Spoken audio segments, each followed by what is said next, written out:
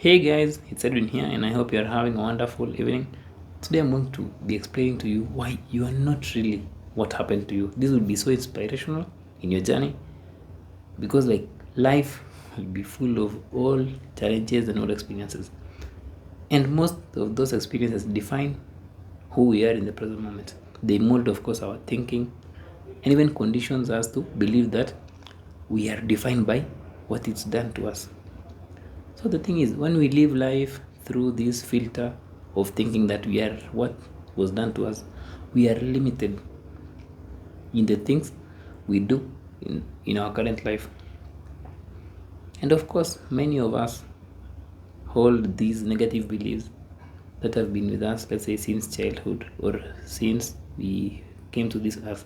So these beliefs actually develop from our experiences, our interactions with others, or even the messages we receive from the environment, or the messages we see or we perceive from our surrounding. These beliefs can be about anything from our worthiness, our attractiveness, to the capacity for having happy and fulfilling life, to how we view relationships, to how we view things like love. So it cuts almost all facets of life. So of course, depending on where you come from and how your life has transpired, these limiting beliefs can be so ingrained in us, like deep within us, to the point that we don't even realize they're there. Like you might be living life just without really knowing that there are beliefs, there are things limiting you from living more presently. Of course, you may get glimpses when you realize that there's this deep or inherent feeling that you are not good enough, or that you are flawed, and you just feel that there are like something like inner blocks that stop you from taking action, or that stop you from taking necessary steps to achieve what you want in life. Let's say you might be wanting that relationship, but you just feel that for you, healthy relationships are another thing. And this is where we come to this favorite quote of mine, like from someone called Gurdjieff. It says that you are in prison, and if you wish to get out of prison, the first thing you have to do is realize that you are in prison. Like, if you think you are free, well, you can't escape. Just a spiritual teacher called Gurdjieff explained it really well. Like, everyone is in prison, and the prison now are these beliefs. So the moment you believe that you are in prison, you can now start working on yourself. So an example is, if you are raised in a household where your parents argued all the time, or in a high conflict environment, or in a high conflict family where, let's say, healthy relationships were non-existent. So let's say you saw these things, especially when you were a child. Of course, you'll develop negative beliefs or false beliefs around relationships, and these beliefs can be something like these experiences, and these experiences actually seep into your mind, because what you see when you are young will seep into your mind, and you'll even develop negative beliefs like relationships are all about perseverance. I know you're familiar with that. Or marriage is eternal, even when it's hurtful. I know you're so familiar with that. Or relationships are hard work. This is a very, very huge one as well. So, and in instances where, you were neglected, you were abandoned, or you were subjected to any kind of emotional, physical, or even sexual abuse, you will develop more solid beliefs on your unworthiness, or on your unlovability, like you are unlovable. So these beliefs can, let's say in the past you were to do something to win your parents or your caregivers' love and affection, or perhaps like you had to lie to meet your survival needs. Like you had to just lie, you couldn't really speak the truth, but you had to lie just so that you can meet your survival needs. So when you constantly experience these actions when you're young or as a child, you will normalize them. You will normalize those actions as part of survival, and you even think that that's how life is supposed to be lived. You may believe that, let's say, you are unworthy of respect, you are unworthy of love, or you deserve unhealthy relationships, or you deserve to be abused, or do you deserve to be used, or just anything that paints you as someone who doesn't deserve anything good in life, just because of those things which happened to you in the past. They just seep in and they never really go away or disappear to the future. This, like for you, you'll just see them as, after all, like those who you depended on when you were young, like those who you loved when you were young, showed you the way. They thought you that way. So when you are an adult now, these unconscious beliefs are so powerful to the point that they paralyze us, or they completely prevent you from taking action that upholds your well-being. Like they are more like stationary inner vehicles that keep us stuck in the mud, and we can't seem to pull out of that mud. Like we just stuck in the mud, rolling the mud. That's what those subconscious beliefs look like.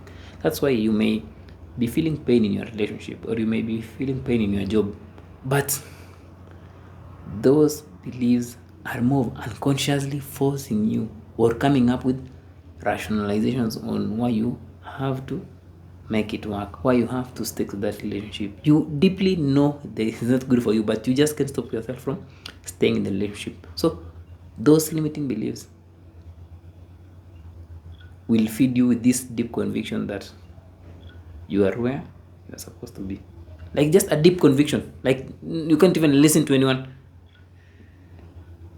because like you can't listen to anyone because they feed you with this conviction that there's nothing even you can do about it. You can't even live.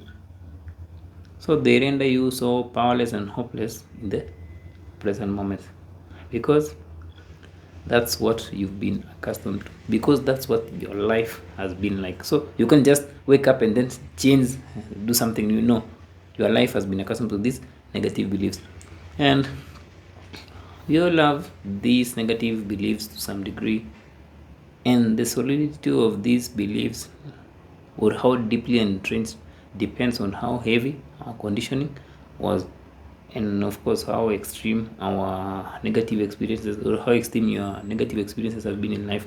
Like let's say for me from Africa, of course my beliefs can be, conditioning can be deeply entrenched because of our culture.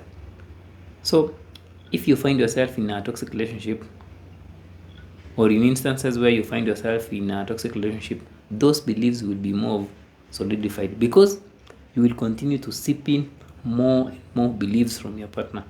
They may call you names, they may gaslight you, they may blame you, they may physically abuse you, or they may just do anything that like reinforces the beliefs you already held about relationships and yourself and love. So when they do something, it reinforces a belief you already had. That's why you will feel, or you will even be convinced that you are not good enough, or you are powerless, or you are helpless, you are hopeless in life, even when there is clear evidence to counter those claims. There might be clear evidence to counter those claims that you are helpless or hopeless. Like the door might be wide open, but you'll still feel helpless. For example, like you may have left the relationship, like, or even withstood their emotional and physical abuse and psychological abuse. So when you go through these experiences, it is just a clear indication that you are such a resilient human being and you are so powerful. And you may have also given your best to protect your kids, to protect your children, even without the support of the abuser, or even without the support of your parents, which really shows that you are a very, very amazing parent. Like everyone is against you, but you are still supporting your kids, which shows that you are an amazing parent. Like you've even defied the odds. I was telling a past client this last week, like she's defied the odds and challenged the socially held norms of saying that, like by divorcing her abuser, in this like divorce stigmatized society. So the moment you do something like that, if you see clearly, it shows that you are very, very strong enough to the point that you stand or you rise above oppressive beliefs. So those are like clear evidence of your bravery, courage, resilience. But your subconscious beliefs will not let you see yourself for those amazing things you've done in that relationship or amazing things you've done for yourself, because those beliefs are so deep seated in who you think you are, or they mold your self-image. So you might have done those amazing things. Even if you write them down, you just know that I've done amazing things. I'm an amazing parent. I'm doing my best.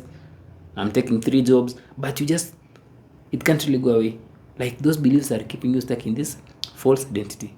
And that's why you might even sometimes try mantras or affirmations, but they may not really work. You may say like, I'm good enough, but they may not really work. Like mantras and affirmations are really okay in a certain level or in the conscious level, but they may not really penetrate the unconscious to dissolve those deeply ingrained beliefs. Those deeply ingrained beliefs such as feeling that you are not good enough or feeling that you are unlovable. The more you say like I'm lovable, I'm lovable, it will just be superimposed on top of those unconscious beliefs, which is more of putting clean clothes without taking a shower. That's why affirmations might help, but they never really go deep there because you have to really take a shower. But the good news is this: all these beliefs were learned.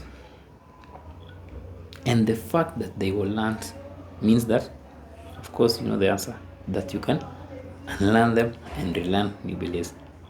So, to truly change those subconscious beliefs or those negative beliefs you have about yourself or you have about relationships, we need to really work on addressing the root causes. We need to work on addressing the root causes of those beliefs. Like, we need to work on bringing the unconscious, what you may not be aware of, to the conscious, because the moment we bring the unconscious to the conscious, you are now aware of them and they disappear. And that's what we actually do with mind shifting, or I actually do with mind shifting. Like, we clear the problems by dealing with the root identifications that caused those negative beliefs you have about yourself, that caused those negative beliefs you have about relationships. And when you deal with the unconscious, actually, as I've said, you make them conscious. And once you make them conscious, you'll be able to see them. And then you'll be laughing like, yes, I did this. I left the relationship. I'm so resilient. I did this. I took care of my kids. I'm a better parent. And you'll be able to live life more presently without really past experiences or your past conditioning defining who you are or limiting your scope in the present life. You are not what happened to you. It's more of like your filter has just been distorted by your experiences and upbringing. Replace your filter and you'll be able to see your true potential, or you'll be able to see what you can possibly do without those false thoughts, those false inner blockages blocking you or blocking your way. I just want you to imagine this, like how far can you really go without, how far can you really drive without roadblocks? Just driving, no roadblocks, no anything. Of course, you'll go like infinitely far. So always empower yourself to challenge your conditioning and your beliefs so that you can live a life of bliss, lightness, and freedom. Because without challenging these things, you'll just be doing things, self-sabotaging, doing things, but you take yourself back.